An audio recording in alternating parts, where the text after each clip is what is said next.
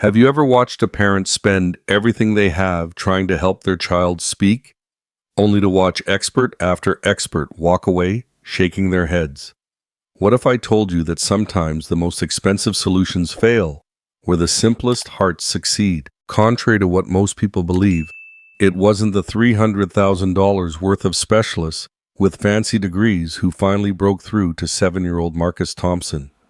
It was Maria the cleaning lady who everyone overlooked, dismissed, and almost fired for interfering with professional treatment. I've researched hundreds of autism breakthrough stories, and this one reveals something profound about human connection that challenges everything we think we know about healing.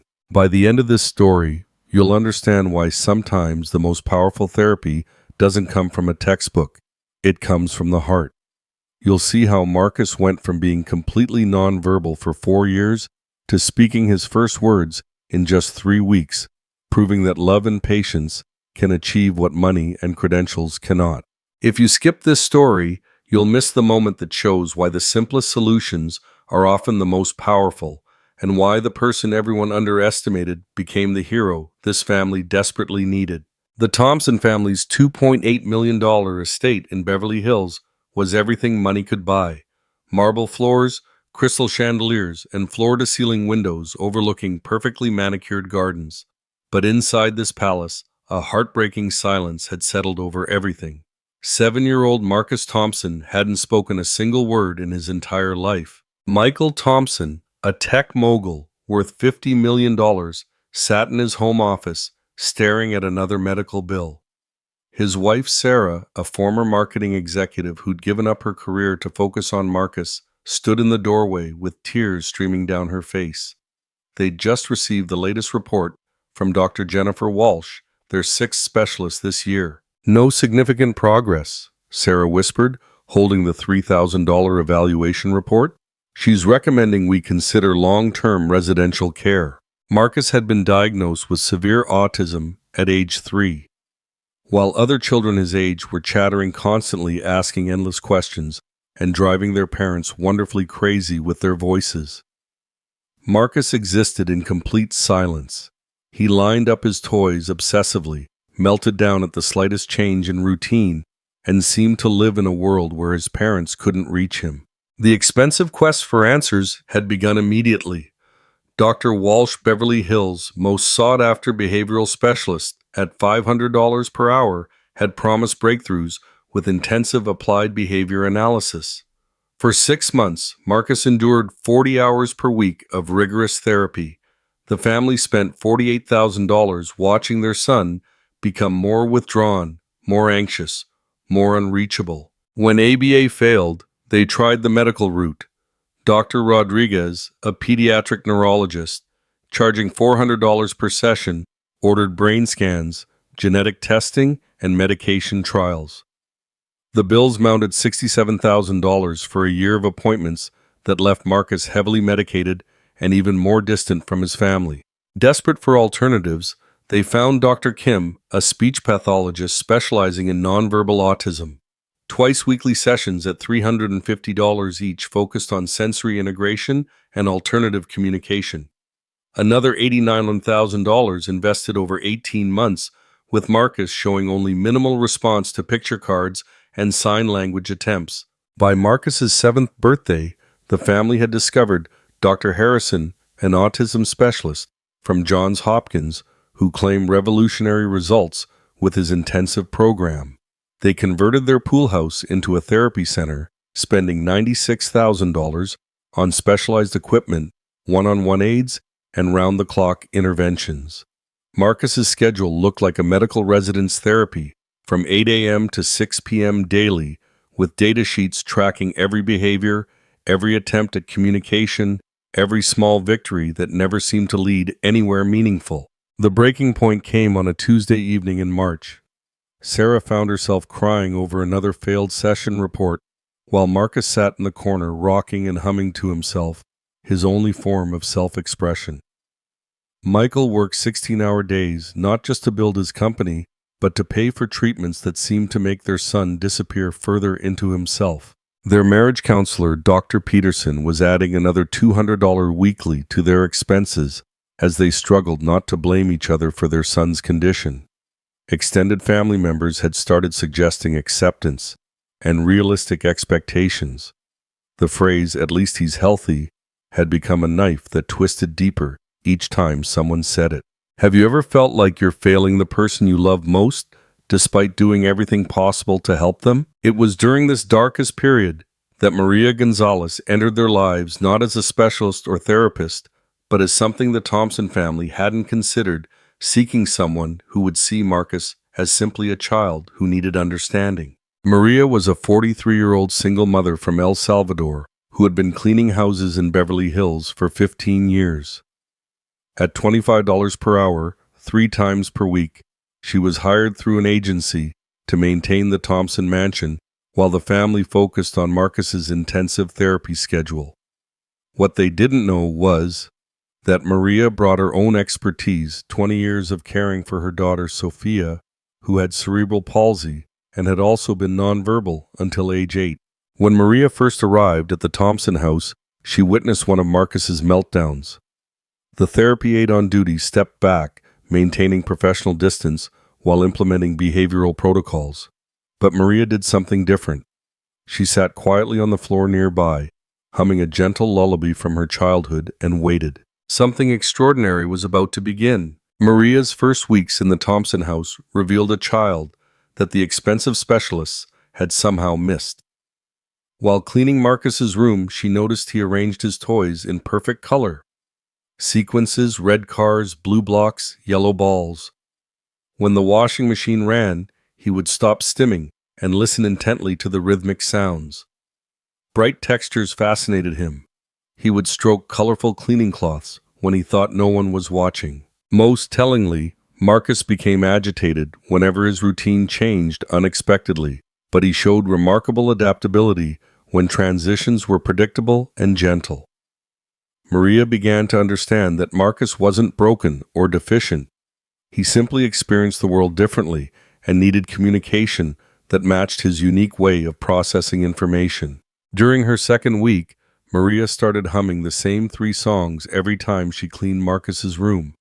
A gentle lullaby, a folk tune from El Salvador, and Twinkle Twinkle Little Star. She noticed Marcus would stop his repetitive behaviors and turn toward the music, his eyes focusing with an attention that his parents rarely saw during expensive therapy sessions. By the 3rd week, Maria began leaving colorful cleaning cloths where Marcus could see them arranged in the same rainbow pattern he used for his toys. She watched him incorporate these into his play, his face lighting up with what appeared to be genuine joy, an expression that had become foreign in the Thompson household. Maria's approach was shaped by her own experience raising Sophia, her daughter, with cerebral palsy. En mi país, decimos, el corazón entiende lo que la mente no puede. In my country, we say the heart understands what the mind cannot, she would later explain. Her method was revolutionary in its simplicity. She never forced interaction, allowing Marcus to approach her on his own terms. Her broken English became an asset rather than a limitation. Maria's simple, clear words matched Marcus's processing style perfectly. "Marcus happy," she would say, pointing to his smile. "Maria clean table," she would announce, showing him each action as she performed it. Her communication was visual, predictable, and free from the complex language that often overwhelmed him. The breakthrough began with what Maria called the color game. She brought different colored sponges for cleaning and taught Marcus their purposes: blue for windows, yellow for tables, green for plants. Within days, Marcus was sorting the sponges correctly and bringing Maria the right color when she pointed to different surfaces. This was his first intentional communication, not through expensive devices or formal therapy, but through a simple system that honored his natural interests. How many of us have been in situations where the simplest approach worked better than the most complicated solutions? Sarah Thompson first noticed the change when Marcus stopped having daily meltdowns. She attributed it to the routine of Maria's visits, not recognizing the profound connection developing between her son and the woman she considered just the cleaning lady. Michael was too buried in work and therapy bills to notice that Marcus had started following Maria around the house, imitating her movements and sitting peacefully while she worked. While Harrison, during one of his $500 home consultations, observed Maria's interactions with concern. Untrained individuals can interfere with established protocols, he warned the family. This woman's informal approach could confuse Marcus and undo months of professional progress. He recommended reducing Maria's hours to prevent contamination of his treatment plan. But Maria's background held secrets that would have impressed even Dr. Harrison had anyone bothered to ask. When Sophia was diagnosed with cerebral palsy at age 2, doctors in El Salvador had offered little hope for communication development. Maria couldn't afford expensive therapies, so she created her own methods through necessity and unconditional love. She had learned basic sign language from library books, developed visual communication systems using magazine pictures, and discovered that Sophia responded better to patient repetition than forced instruction. Over 6 years, Sophia had progressed from nonverbal to speaking in full sentences, not through professional intervention, but through her mother's intuitive understanding of how her unique child learned best. Maria began bringing picture cards from home, simple images cut from magazines and laminated at the local print shop. Unlike the sterile therapy materials that cost hundreds of dollars, these cards featured real photographs and actual apple, instead of a cartoon, Maria's own family, instead of stock photos. Marcus's favorite toys rather than generic pictures. She used these cards during her daily routines, narrating her actions. Maria cleaned table, while showing the cleaning card. Marcus play blocks, while pointing to his activity. The cards became a bridge between their worlds, allowing Marcus to point to what he wanted without the pressure of verbal communication. The transformation was subtle but undeniable. Marcus began running to the window when Maria's red Honda Civic pulled into the driveway. His meltdowns decreased from daily occurrences to weekly episodes. He started eating better when Maria prepared his snacks, following her simple picture sequence for wash hands, sit down, eat apple. Most remarkably, Marcus began showing affection. He would hug Maria goodbye, something he hadn't done with his own parents in months. Sarah watched these interactions with a mixture of gratitude and heartbreak, wondering why her son connected so easily with Maria while remaining distant from his family. The answer lay in Maria's approach. She treated Marcus not as a case to be solved or a condition to be managed, but as a complete person whose communication style simply differed from the conventional. She didn't see his autism as something to eliminate, but as a different way of experiencing the world that deserved respect and accommodation. While expensive therapies focused on making Marcus conform to typical communication patterns, Maria adapted her communication to meet Marcus where he was. She celebrated his unique interests instead of trying to eliminate them. She worked with his sensitivities rather than against them. Most importantly, she saw his intelligence and worth as separate from his ability to speak. The daily routine in the Thompson house began to revolve around Maria's schedule. Marcus would gather his picture cards before her arrival, excited to share his activities from the previous day. He started imitating her cleaning motions, turning household chores into a shared game rather than disruptions to his routine. Parents often ask me, how do we know when we've found the right approach for our child? The answer was becoming clear in the Thompson household, even if the adults weren't ready to acknowledge it yet. Marcus was happier, calmer, and more engaged than he had been in years. But the most dramatic breakthrough was still to come, and it would challenge everything this family thought they knew about communication, connection, and the power of understanding. The crisis came during Marcus's 4th month with Maria. Dr. Harrison, observing Maria's methods during a scheduled home visit, declared her approach unscientific and potentially harmful. He watched Maria and Marcus sitting on the Persian rug, sharing picture cards, and communicating through gestures and simple words, and saw only an untrained woman interfering with his professional protocol. You have invested significant resources in evidence-based treatment, Dr. Harrison told Michael and Sarah during an emergency conference. This woman's amateur methods are undermining months of careful progress. You must choose continue with professional therapy or allow this unqualified interference to continue. The family meeting that followed revealed the strain that 4 years of failed treatments had created. Michael focused on the $300,000 they had already invested, sided firmly with Dr. Harrison. "We can't abandon professional treatment for feel-good nonsense," he argued, his voice tight with frustration and exhaustion. Sarah found herself torn between expert recommendations and the undeniable improvement in Marcus's daily life. "But he's happier?" she protested weakly. "He hasn't had a major meltdown in 3 weeks. Temporary behavioral modifications," Dr. Harrison dismissed. "Without proper therapeutic structure, any progress will be superficial and ultimately harmful to his long-term development." The decision was made. Maria's hours would be reduced to basic cleaning, only with no interaction with Marcus during his therapy times. The family would double down on intensive professional treatment, adding 2 more specialists to the team and increasing Marcus's therapy schedule to 50 hours per week. What happened next will show you why the heart often knows what expertise cannot teach. Marcus's regression was immediate and heartbreaking. Within 1 week of limited Maria contact, his meltdowns returned with devastating intensity. Sleep patterns deteriorated. He stopped eating regular meals. The expensive therapy sessions became battlegrounds as Marcus fought against the interventions that had never felt natural to him. Sarah watched her son disappear back into his isolated world and began questioning every decision they had made. Michael worked even longer hours, unable to face the evidence that their expensive approach might be wrong. The stress pushed their marriage to its breaking point. The accident that changed everything happened during a particularly difficult session with Dr. Harrison's newest behavioral specialist. Marcus, overwhelmed by demands to perform tasks that felt impossible, broke away from the therapy table and ran through the house seeking escape from the pressure that had become unbearable. He found Maria in the laundry room, folding towels and humming her familiar lullaby.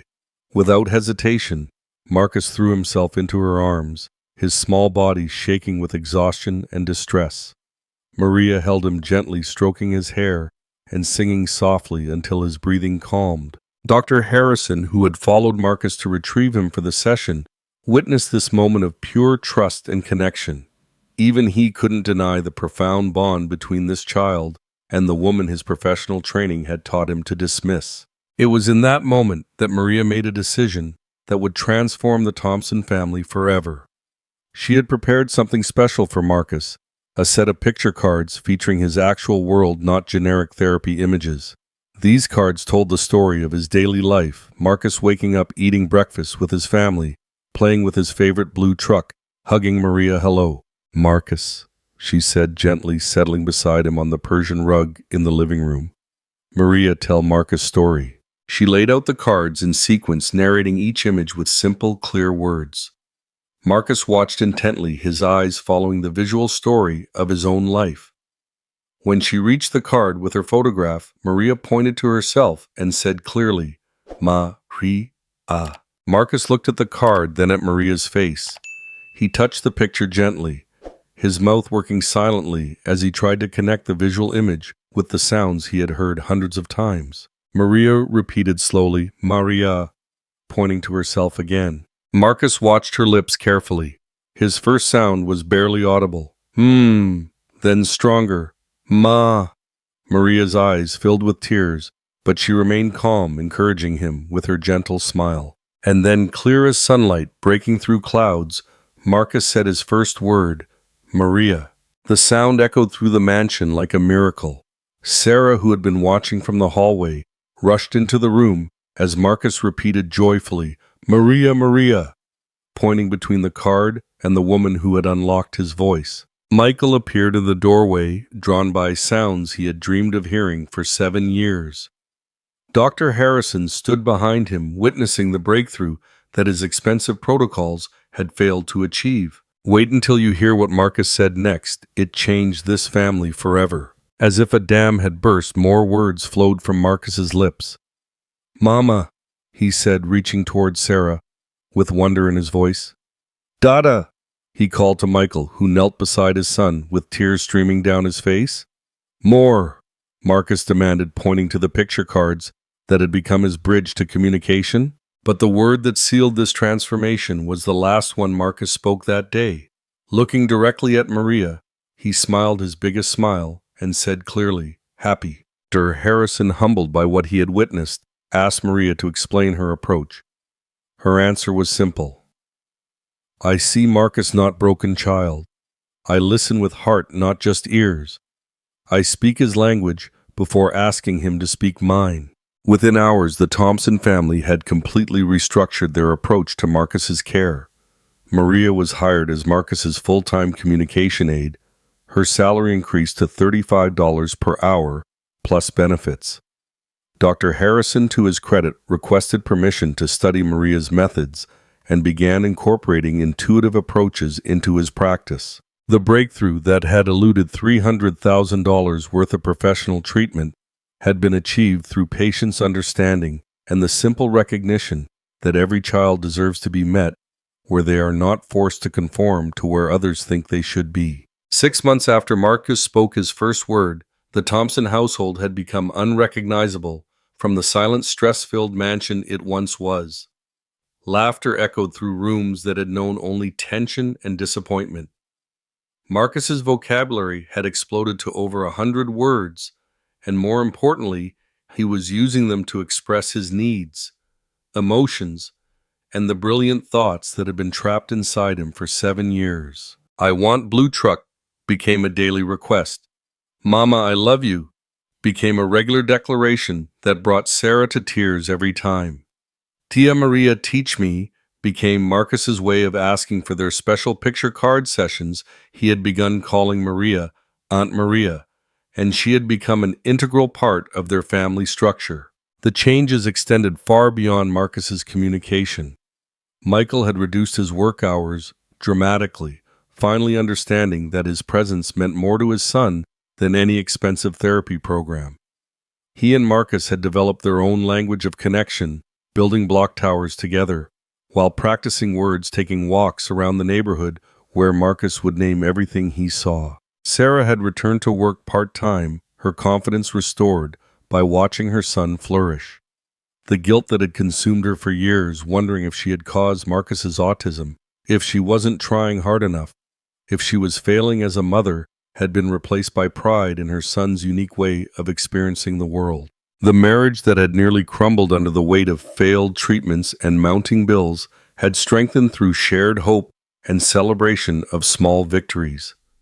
Family dinners, once silent affairs marked by Marcus's absence, had become joyful conversations where everyone participated in their own way. Marcus had started attending a mainstream elementary school with Maria as his aide.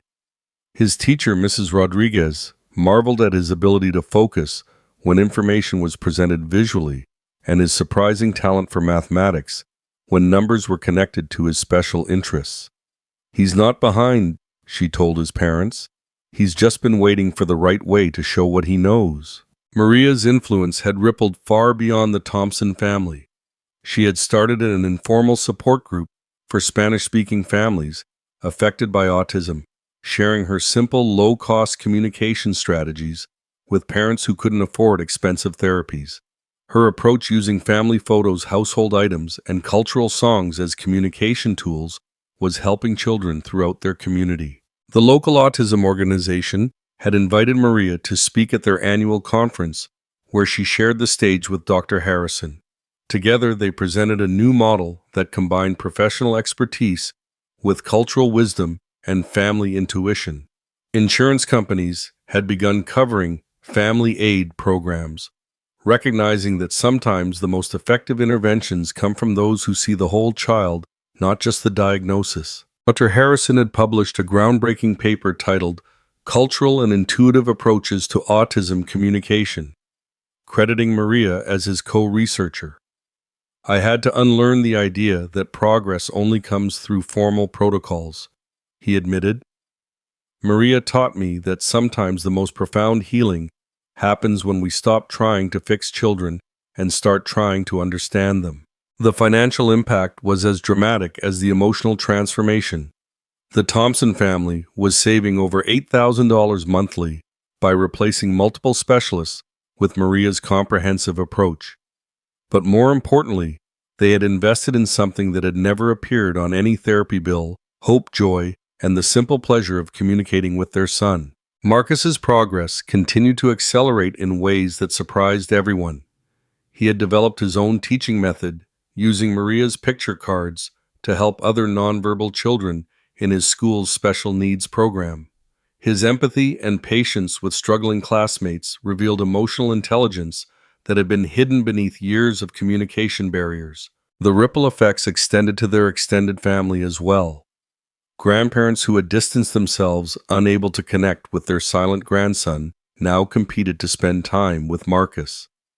Cousins who had avoided family gatherings began asking specifically when Marcus would be there. The child who had once been seen as a burden had become the bright center of family celebrations. If Marcus's story touched your heart and you'd like to hear more inspiring stories about ordinary people doing extraordinary things, don't forget to subscribe to the channel and hit the notification bell. Every week I share stories about how love and understanding can overcome any obstacle. The lesson of Marcus and Maria's story extends far beyond autism or communication disorders. In a world that often values credentials over compassion, their journey proves that sometimes the most powerful therapy comes not from a textbook, but from the heart. It shows us that the next time we meet someone like Maria, someone whose wisdom comes from experience rather than degrees, we should listen carefully to what they have to teach us. Which moment in Marcus's journey resonated with you most? Have you ever seen someone dismissed because of their background, only to prove everyone wrong? Share your thoughts in the comments below. Your story might inspire someone who needs to hear it today. Remember, the most qualified person to help a child isn't always the one with the most degrees. Sometimes it's the person who sees the child as perfectly valuable, exactly as they are, who listens with their heart before speaking with their mind, and who understands that every child deserves to be met where they are not forced to conform to where others think they should be. In Marcus and Maria's story, we see proof that love, patience, and understanding can achieve what money and credentials cannot: the simple miracle of human connection.